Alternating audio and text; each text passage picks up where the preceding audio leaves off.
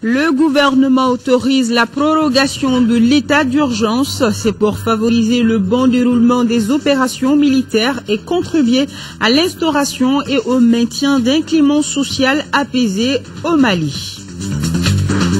Visite du général François Lecointre aux soldats maliens en formation à Koulikoro. Constat, satisfaction de l'hôte du jour sur tous les plans. 42 millions de francs CFA, c'est le coût total du projet d'appui à la lutte contre les violences basées sur le genre et la prostitution du fait du conflit armé.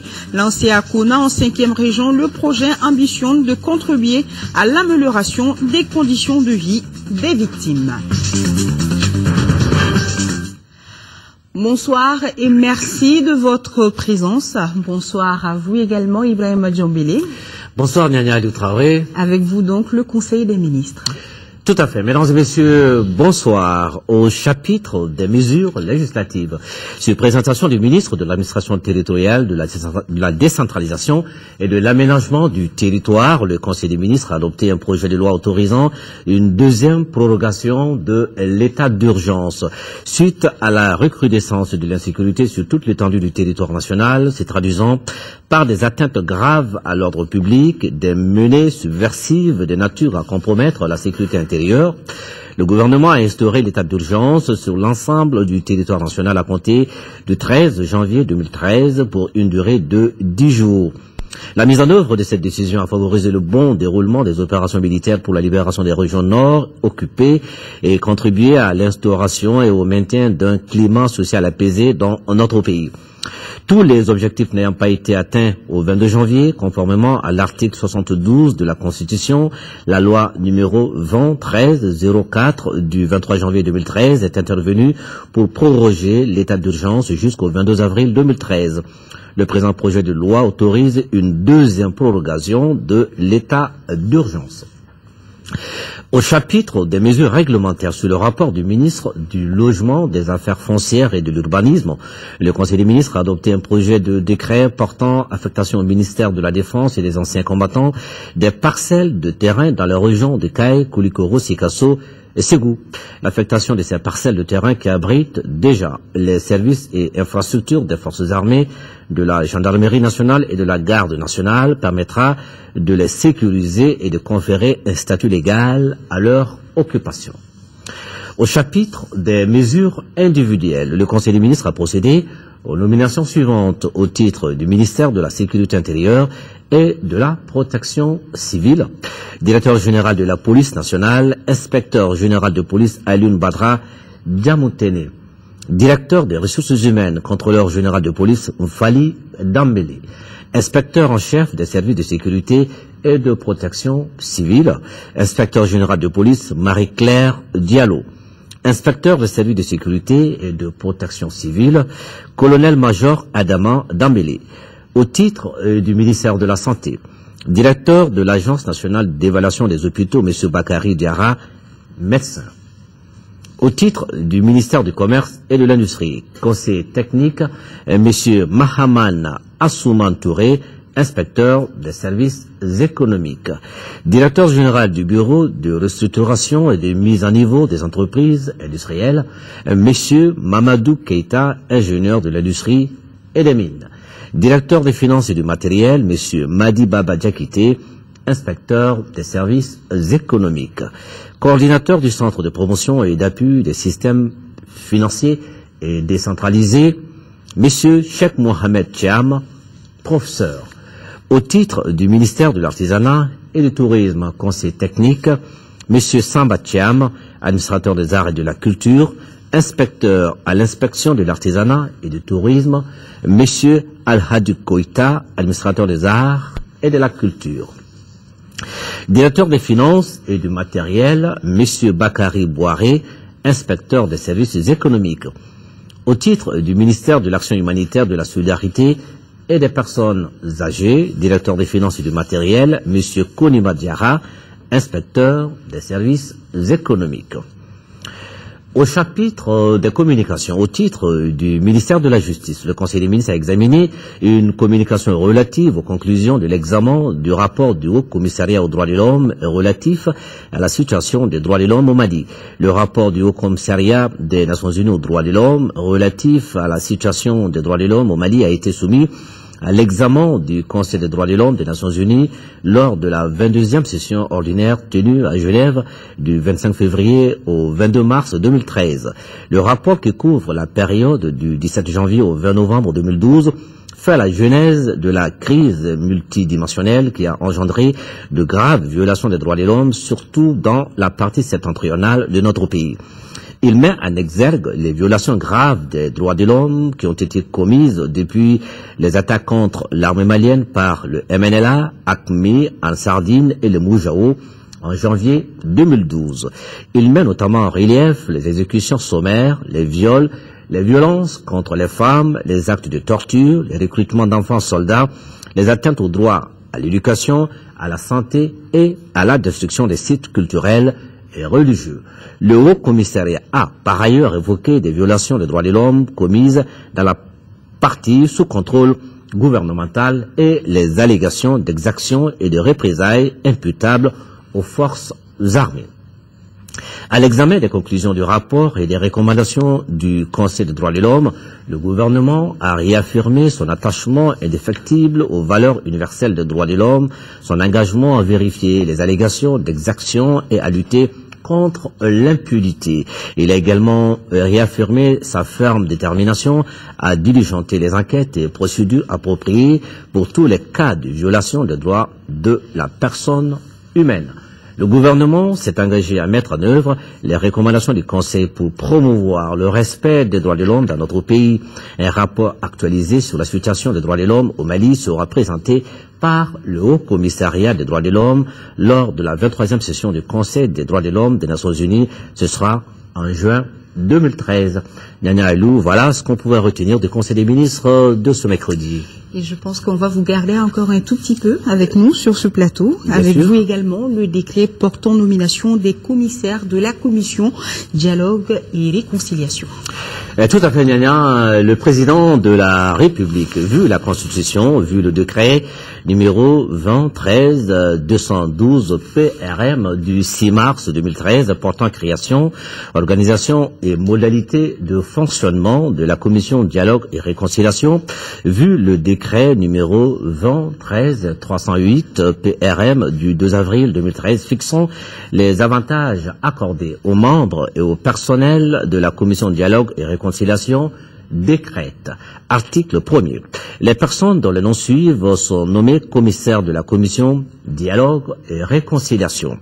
Monsieur Modibo Niari, Monsieur Madou Touré, Monsieur Draman Touré, Madame Traoré Kumbaba, Monsieur Bourema Alay Touré, Monsieur Ailoun Gay, Monsieur Zeni Moulay, Monsieur Aougaya Touré, Monsieur Mohamed Di Vieux Souma, Monsieur Mohamed Mahmoud El Oumrani, Colonel-Major Gaston Damango, Monsieur Mohamed Ag Ahmedou, Monsieur Acherif Ag Mohamed, Commandant Abdoulaye Makalou, Madame Dambele Oulematousso, Monsieur Makan Kone, Monsieur Idrissa Keita, Maître Isiaka Keita, Monsieur Gaharou Doukouré, Monsieur Mamadou Silla, Monsieur Adama Traoré, Monsieur Ibrahim Ag Sindibla, Madame Fatimata Diko Zouboy,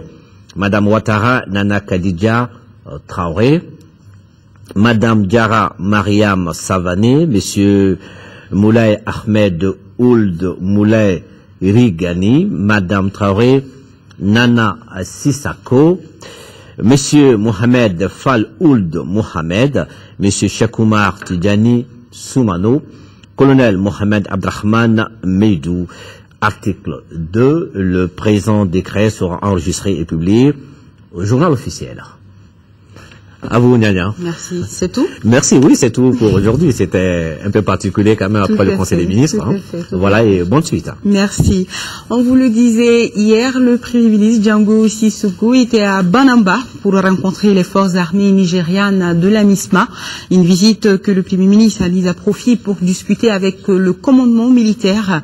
Django Sissoko a aussi rendu un vibrant hommage à ses forces militaires étrangères engagées au front. Notre envoyé spécial est Mahamadou Doumbia. Retrouver l'intégrité du territoire national, bouter les terroristes narcotrafiquants hors de notre pays, telles sont les ambitions des forces armées françaises, africaines et celles d'autres pays amis. Ici, à Banamba, plus de 1000 combattants nigérians des forces de la MISMA sont aux aguets, jour et nuit, prêts à se battre. En signe de reconnaissance, le Premier ministre Django Sissoko s'est rendu à Banamba. En réponse à ce respect, le Premier ministre a eu droit à tous les honneurs des forces armées nigérianes.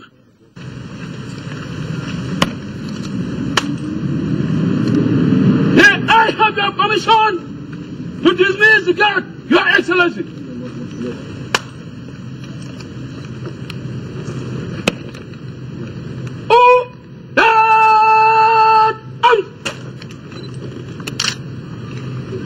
Au cours de cette visite, accompagnée pour la circonstance par le ministre de la Défense et des anciens combattants, en présence du commandant des forces nigérianes et de l'ambassadeur du Nigeria, le Premier ministre a visité le camp, salué et félicité ces hommes assez déterminés.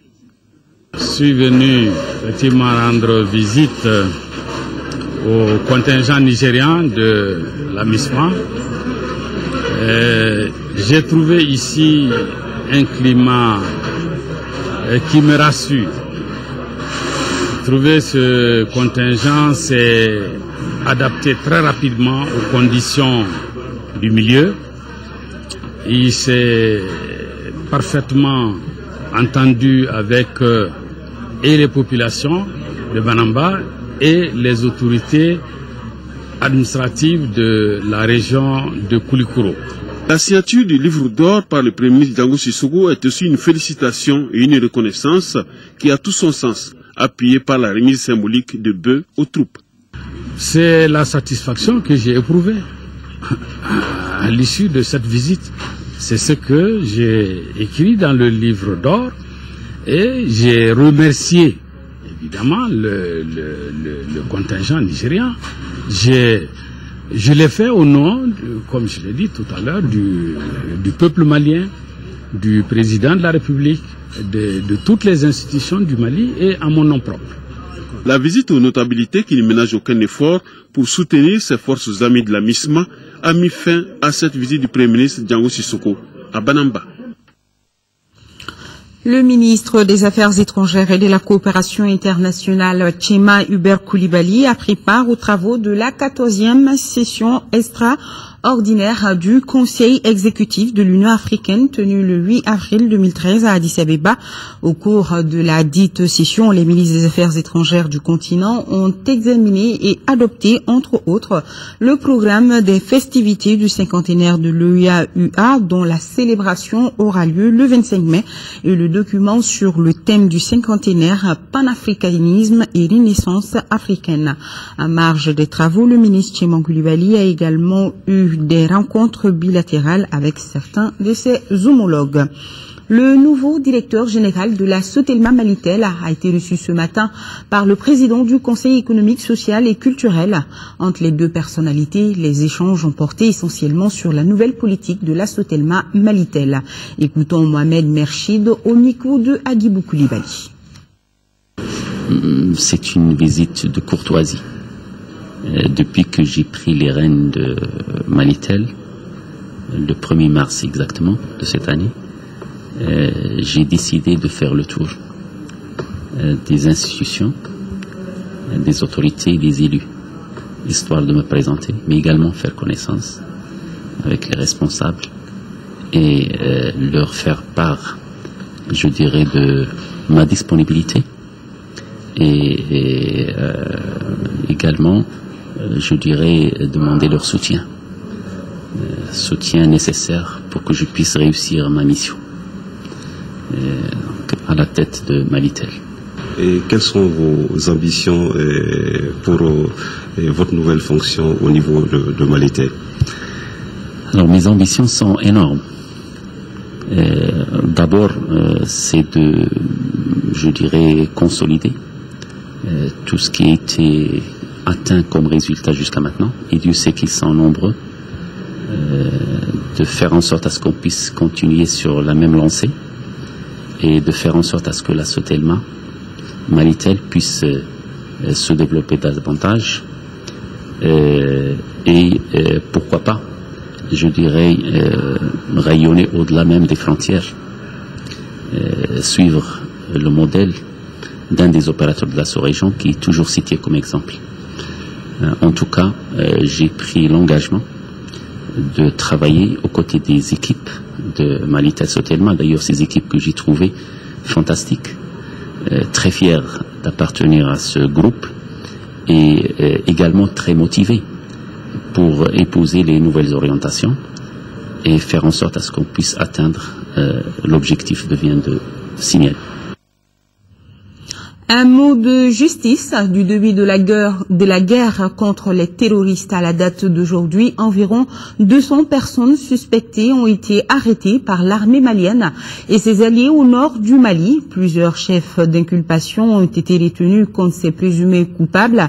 Le Mali dispose des compétences nécessaires pour juger ces criminels de guerre, nous fait savoir le procureur de la République près le tribunal de première instance de la commune 3, Mohamed Diko, est interrogé par Abdraman Meïka. À la date d'aujourd'hui, il y a à peu près 200 personnes arrêtées. Il y a 51 personnes qui sont présentement détenues à la gendarmerie, mais le parquet a formellement demandé l'inculpation de 121 personnes, réparties entre 3 cabinets d'instruction. Mais il y a eu des gens, 27 personnes, contre lesquelles il n'y a aucune charge et qui ont été libérés. Ont-elles été inculpées et de quoi? Il y a les crimes de guerre, crimes de génocide et les crimes contre l'humanité. Il y a aussi d'autres infractions telles que le terrorisme, trahison, association de malfaiteurs, ainsi de suite, etc. Il y a même des cas de vol. Ces personnes sont arrêtées soit par l'armée malienne, soit par ses alliés. Y a-t-il un accord qui définit par qui et où seront jugées ces personnes? Les gens qui sont à notre disposition ont été arrêtés par les forces servales, les forces tchadiennes et les forces armées maliennes. Maintenant, en ce qui concerne les accords concernent les mandats que nous avons lancés contre les responsables du mouvement du MNLA, d'Ansardine et du Moudjaou. Ces mandats vont être exécutés conformément aux accords d'entraide judiciaire qui existent entre le Mali, les accords bilatéraux, et conformément aux traités. Le Mali a saisi la Cour pénale internationale pour juger les crimes commis au nord et le tribunal de la commune 3 devait recevoir des plaintes dans ce sens. À ce jour, avez-vous reçu des plaintes qui puissent relever de la compétence de la CPI? Oui, le Mali a saisi la Cour pour enquêter sur des crimes pendant les premières occupations. Mais il y a lieu de faire une mise au point. La Cour et les juridictions maliennes ne sont pas des concurrents, on est complémentaires. Pour éviter des chevauchements, il y a des cas pour lesquels la Cour retient sa compétence. Sinon, la Cour intervient par subsidiarité, c'est-à-dire si les juridictions nationales ne sont pas outillées. Mais nous-mêmes, nous pouvons juger ça. Maintenant, quand la Cour se saisit d'une affaire, elle fait ses propres enquêtes et défère les auteurs devant elle-même. Mais les juridictions maliennes sont outillées aussi pour juger ces auteurs. Et les personnes inculpées risquent-elles quel genre de peine surtout? Va de 5 ans à la peine de mort, la perpétuité, les travaux forcés, ainsi de suite. Les crimes, parce que toutes les infractions commises sont des infractions criminelles. Ça veut dire que ce qu'ils ont fait, les faits sont suffisamment graves.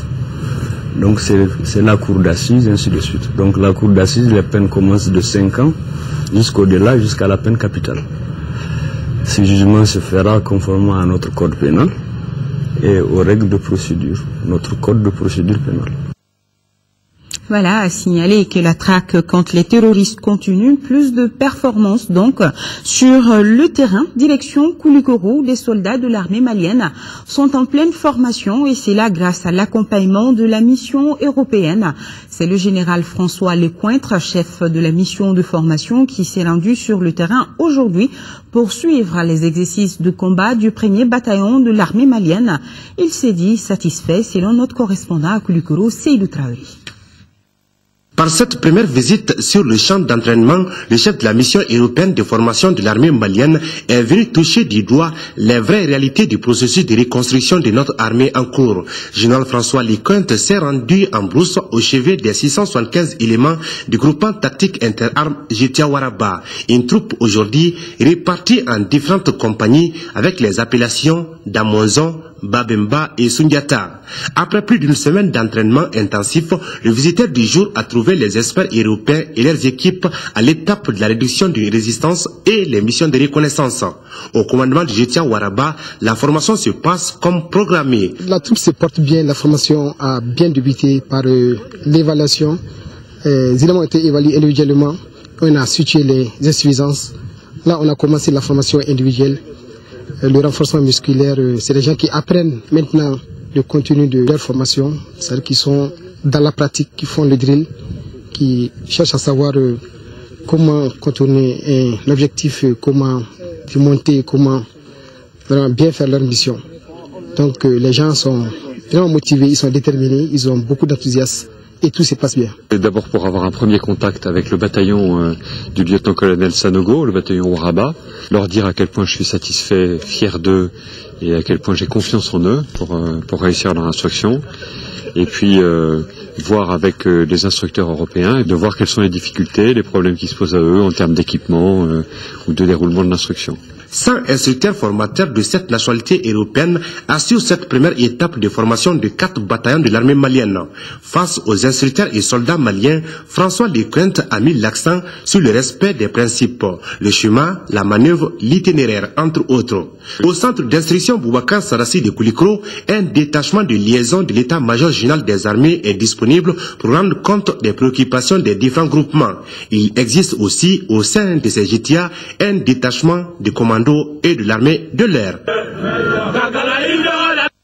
Et toujours par rapport à nos forces armées, le ministre de l'économie, des finances et du budget informe le public que la situation du compte bancaire ouvert à la BDM SA, intitulé Appui aux forces armées, présente à la date du 5 avril 2013 un solde de 2,407 531 309 francs CFA. Le ministre de l'économie, des finances et du budget profite de cette occasion pour renouveler sa profonde gratitude à l'ensemble des généreux donateurs et les informer que la liste complète des donateurs figure sur le site web du ministère de l'économie, des finances et du budget.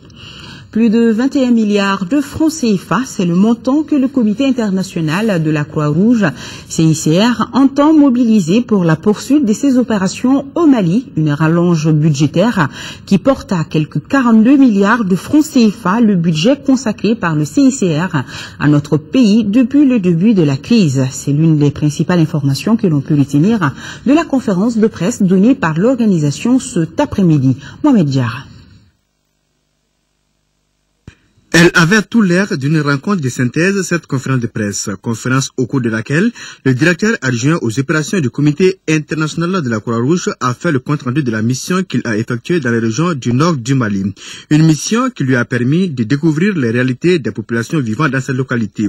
Le besoin alimentaire se pose avec acuité et les populations peuvent composer avec le CICR. De notre côté, il est clair que finalement nous allons continuer de renforcer et d'augmenter finalement nos opérations dans le Nord Mali. En début de semaine, nous avons annoncé une rallonge budgétaire de plus de 40 millions de francs suisses, donc ce qui correspond à 33 millions d'euros, pour justement répondre à cette situation humanitaire. Cette rallonge de plus de 21 milliards de francs CFA sera destinée aux services sociaux de base, tels que la santé, l'électricité et bien d'autres. Cette aide du CICR devra permettre, selon le conférencier, de fournir de la nourriture à quelques 420 000 personnes.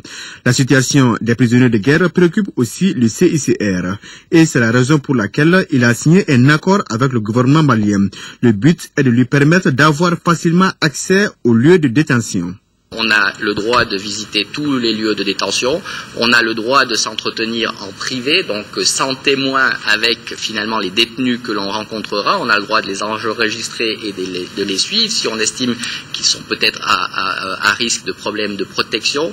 Il nous donne le droit ensuite de faire des rapports finalement aux autorités, de rapporter des recommandations, aussi bien sur les conditions de détention que sur finalement le traitement qu'auraient pu subir ces détenus, et ils nous permettent de répéter les visites, ce qui nous permet de faire un suivi dans la durée. Donc finalement, cet accord ne fait que, entre guillemets, formaliser quelque chose qui était déjà une pratique CICR, gouvernement malien. Pour atténuer les effets de la crise sur la population, ce sont au total près de 42 milliards de francs CFA que le CICR entend investir. Partons un mot en région parisienne où s'est tenue une journée de solidarité pour le Mali. La journée a débuté par une marche de soutien suivie d'une conférence débat et d'une collecte de fonds. Notre correspondant à Paris, Maganfine Konati. Les relayeurs franco-africains REFAF et le Parti socialiste section de Meaux souhaitent à travers cette manifestation mobiliser l'opinion française autour des manuscrits de Tombouctou. L'événement a donc mobilisé Maliens de la diaspora, élus français et autorités consulaires du Mali à Paris. Nous pensons qu'il ne peut y avoir d'avenir que quand il y a un passé. C'est le passé, le patrimoine en fait donc des régions du Nord, du Mali, de l'Afrique et de l'humanité aussi qui a été détruit pendant cette période. J'ai tenu quand même à venir au nom des autorités diplomatiques et consulaires et marquer tout notre attachement à tout ce qui concerne notre pays qui traverse actuellement des moments extrêmement difficiles. Grâce au soutien de la France et d'autres pays africains, et notre pays est en train, lentement mais sûrement, de voir le bout du tunnel. Le débat animé par deux élus français a suscité beaucoup de réactions. L'intervention en Libye, les élections de juillet et surtout la question du MNLA qui fâche beaucoup. Pour le député des Français à l'étranger, cette dernière relève simplement d'une stratégie militaire. Alors, il n'y a pas d'arrière-pensée française, pour être très clair, quant à une quelconque partition du Mali pour préserver je ne sais quel territoire à un clan, à une bande. D'ailleurs, on a vu que quand le Mali se voyait confisquer des parties de son territoire par un clan et par une bande, ça a donné un désastre. Donc il faut justement éviter désormais qu'on renoue avec les mêmes erreurs. Le député français poursuit que pour des raisons de stratégie liées à la richesse des otages français, il convient d'éviter toute discordance entre forces alliées à Kidal. Toujours en France, tenue le week-end dernier à Montreuil de la deuxième édition de la Foire africaine de Paris. Le Mali et le Tchad étaient à l'honneur, notre compatriote Moriba Ouandénou, fondateur de la marque Savoir africaine, a beaucoup impressionné par ses créations. Les visiteurs de la foire nous précisent Marie-Anfine Konati. Deux pays sont à l'honneur de cette deuxième édition de la Foire africaine. Le Tchad, invité d'honneur, et le Mali, actualité oblige. La mode africaine est honorée par l'ambassadrice Djouma Dieng, marraine de l'édition 2013. C'est ça l'Afrique. On s'est retrouvés en tant qu'Africains, on a échangé,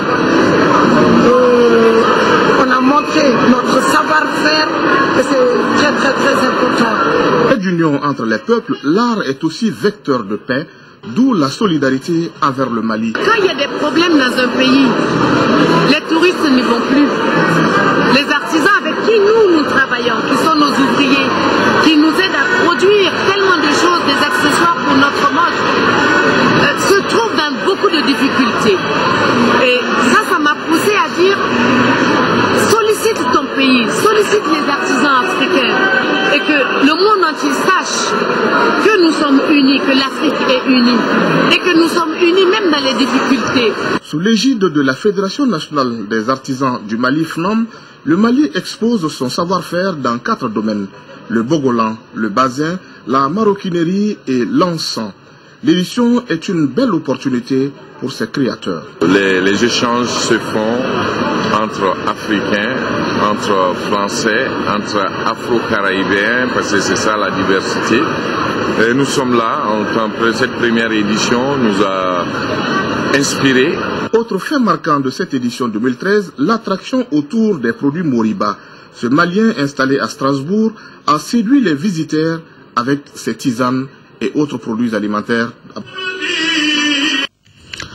Conférence de presse des miniers aux journalistes, le colonel-major Alaï Diakité, aux fonctionnaires de défense au ministère des Mines, dément les allégations du rapport de l'ONG internationale Human Rights Watch, allégations selon lesquelles des enfants travaillaient dans des mines. Les explications de Moïse Traoré. Le Mali est signataire des conventions relatives à la protection des enfants. Les allégations contenues dans un rapport publié en décembre 2011 par une ONG internationale ont fait état de travail de tout petits dans les sites d'orpaillage. C'est des images qui, manifestement, ont été faites sur la base du trucage. L'utilisation du mercure et du cyanure, contrairement à ce que Human Rights Watch a dit, ça se fait sur les sites, mais c'est fait par des adultes. Du 22 décembre 2011 au 8 février 2012, une mission conjointe de vérification avec le BIT et l'UNICEF s'est rendue sur le terrain.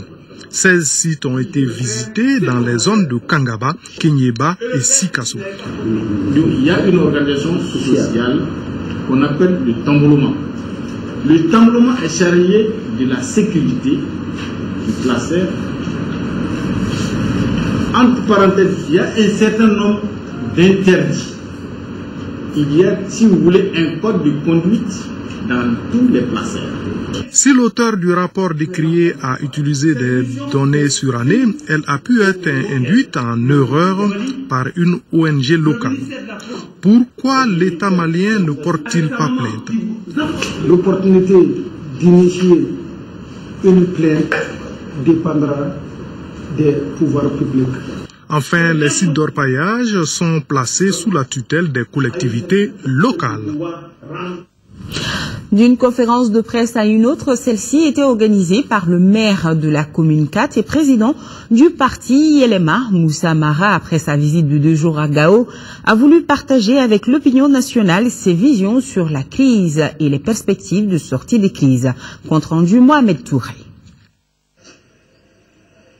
Carnet de route Sévaré Gao, c'est le titre de ce film qui résume le périple de 2 jours de route du maire de la commune 4, Moussa Mara. Le but du voyage sur Gao était de s'enquérir des difficultés des populations sur le plan sécuritaire, social et administratif. Si de Sévaré à Douanza, le maire ne note pas d'obstacles majeurs, il signale tout de même la forte présence militaire et les stigmates de la guerre de Douanza jusqu'à Gao, où les infrastructures socio-sanitaires et administratives sont totalement en ruine. Il y a urgence, a dit le maire, de créer une meilleure condition de retour de l'administration, seul gage de tout processus de stabilité et de développement. Après plusieurs rencontres avec les jeunes, les imams, les notabilités, les autorités militaires et administratives, le maire tire des leçons. La première leçon à tirer, à mon avis, c'est qu'il est impératif pour nous aujourd'hui au Mali d'instaurer un climat de dialogue et d'échange. Je pense que pour le Nord, il faut un véritable plan d'urgence dont l'objectif doit être de faire en sorte que dans les semaines qui arrivent, les conditions de vie avant la crise soient toutes restaurées. Les questions des journalistes ont porté sur les raisons profondes de ce voyage, l'aspect sécuritaire ou encore la possibilité d'organiser des élections dans des conditions d'insécurité et d'absence de l'administration dans certaines localités. Les élections sont tellement importantes dans notre pays aujourd'hui qu'il faut que nous nous mettons tous en position de les organiser le plus rapidement possible. Si on arrive aux abords de la période et qu'on constate que matériellement c'est difficile, on peut toujours reporter. Vers une nouvelle citoyenneté pour un Mali fort et nouveau. Voilà le message fort que le maire a véhiculé pour boucler ce périple et cette conférence. Et nous avons ce communiqué de la commission de suivi du mécanisme de taxation des produits pétroliers sur la base des prix fournisseurs du mois d'avril 2013. Les prix indicatifs plafond à la pompe des produits pétroliers en vigueur restent inchangés, excepté le prix non subventionné du gaz butane. À titre de rappel, ils sont deux supercarburants sans plomb, 750 francs CFA, pétrole lampant, 565 francs CFA, gasoil 665 francs CFA, distillate diesel oil 665 francs CFA, fuel oil 475 francs CFA, jet A1 libre. Il faut noter que le prix subventionné du kilogramme de gaz butane est de 584 francs CFA. Par conséquent, le prix de vente de la bouteille de 2,75 kg est de 1605 francs CFA et celui de la bouteille de 6 kg est de 3500 francs CFA. Quant au prix non subventionné du kilogramme, il est de 1030 francs CFA. En 4e région, le gouverneur était ce mercredi dans la ferme de Modibo Keïta. L'opérateur privé malien a mis en valeur cette année dans la zone office du Niger 135 hectares de pommes de terre. Par cet investissement, il veut faire du Mali l'un des pays exportateurs de produits agricoles. De Ségou, le reportage de Kandisila. Une scène de récolte de pommes de terre. Nous sommes sur le site de Modibo Keïta, site qui a reçu la visite du gouverneur de Ségou et de sa délégation. Ici, cette année, cet opérateur privé malien qui a choisi d'investir dans la zone office du Niger a expérimenté 135 hectares de pommes de terre. Un important moyen a été déployé pour la récolte. Des machines arracheuses et ramasseuses de pommes de terre jusqu'aux trieuses, bref, toute une chaîne pour la promotion de la filière. Notre objectif final, vraiment, il faut qu'on soit fier d'être malien. Et puis, il faut qu'on diminue l'importation. Si tu importes, c'est pour aller vraiment financer d'autres pays. Aussi, le gouverneur et sa délégation ont pu apprécier la grande mobilisation des populations des 10 villages environnants autour de cette activité. 200 femmes sont utilisées et rémunérées chaque jour et des milliers de personnes profitent du glanage après le passage des machines. Autre activité visitée sur le site, la récolte mécanisée du maïs et les travaux d'extension du canal principal. Toutes choses qui ont convaincu le chef de l'exécutif régional sur les moyens déployés par cet opérateur privé malien pour la promotion d'une agriculture moderne au Mali. L'exemple de Modibo doit être suivi par l'ensemble des Maliens. Si aujourd'hui dans la zone on avait 2 ou 3 opérateurs comme Modibo Keïta dans la zone office, je vous dis que le Mali aujourd'hui n'allait pas souffrir. Notons que sur les 7400 hectares octroyés par l'office à Modibo Keïta, de nos jours, près de 750 hectares ont été mis en valeur pour un investissement estimé à plus de 8 milliards de francs CFA. Un autre signe d'encouragement des autorités, c'est la visite du gouverneur de la 3e région à Kaboïla sur le site du chantier de Sud Agri-Industrie de Mohamed Diarra. Pour rappel, le site sera dédié à la transformation des graines de pourguère et de soja. Au RTM Sikasso, Sekou Konati. Sur ce site situé à 12 km de Sikasso dans la commune rurale de Kaboïla, commence à sortir de terre une unité industrielle. Elle sera dédiée à la transformation des graines de pourguère et de soja en huile. Une initiative de Mohamed Diarra, PDG de Sud Agri-Industrie. En se rendant ce mercredi sur ce chantier à la faveur de la réunion annuelle de l'entreprise, le chef de l'exécutif régional, à la tête d'une forte délégation, veut apporter un message à ce natif de Sikasso à l'origine de ce projet dans une région à vocation agricole. Il y a un potentiel agricole phénoménal dans cette région qui n'est pas valorisé. Et à mon avis, ce sont autant d'opportunités d'investissement qu'il faut savoir saisir. La spécificité de l'investissement d'ici, ce n'est pas seulement l'usine, c'est tout ce qu'il y a avant l'usine en termes de développement agricole. Et ce développement agricole, il est fondamental pour l'avenir du Mali. Sur l'agri-industrie se propose entre autres activités la plantation de 50 000 hectares de jatropha avec environ 15 000 exploitants, le développement de la culture du soja, le développement de la culture céréalière, le développement de la culture fourragère pour améliorer les productions laitières et la qualité de la viande, et l'équipement des agriculteurs en tracteurs. Une initiative fortement appréciée par les autorités régionales qui voient en elle un modèle d'investissement qui doit faire école. Nous cultivons beaucoup, nous produisons beaucoup, mais nous n'avons pas de valeur ajoutée par rapport à nos productions. Nous pensons que si nous nous engageons dans l'agro-industrie, nous pouvons faire plus, et pour la région et pour le Mali.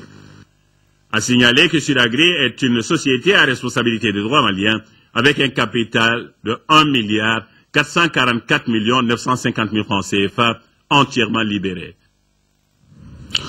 Au titre de ce journal, le lancement en 5e région dans la commune rurale de Kona du projet d'appui à la lutte contre les violences basées sur le genre et la prostitution du fait du conflit armé pour un coût total de 42 millions de francs CFA. Le projet vise à contribuer à l'amélioration des conditions de vie des communautés affectées par le conflit armé et plus particulièrement les femmes et les filles victimes le plus souvent de violences en période de guerre. Aminata Touré nous en parle.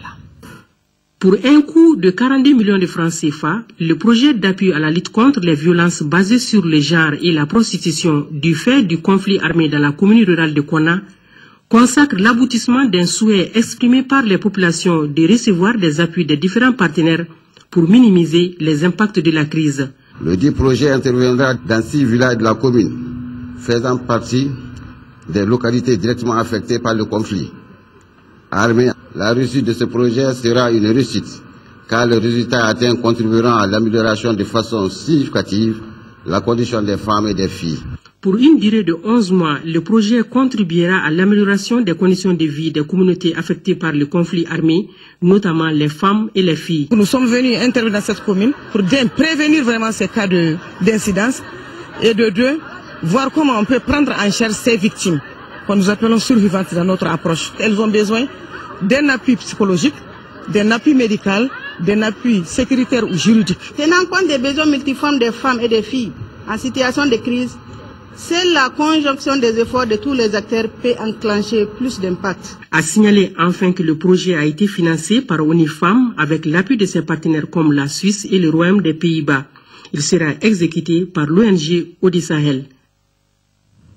Du sport dans ce journal avant de nous quitter. Championnat Ligue 1, 20e journée. 2 matchs ont été joués hier au stade Modibo Keïta. La GIA a battu l'ASB 1-0. Auparavant, le stade malien de Bamako a dominé le COB 3-0. Diara Konaté nous fait le résumé des 2 matchs.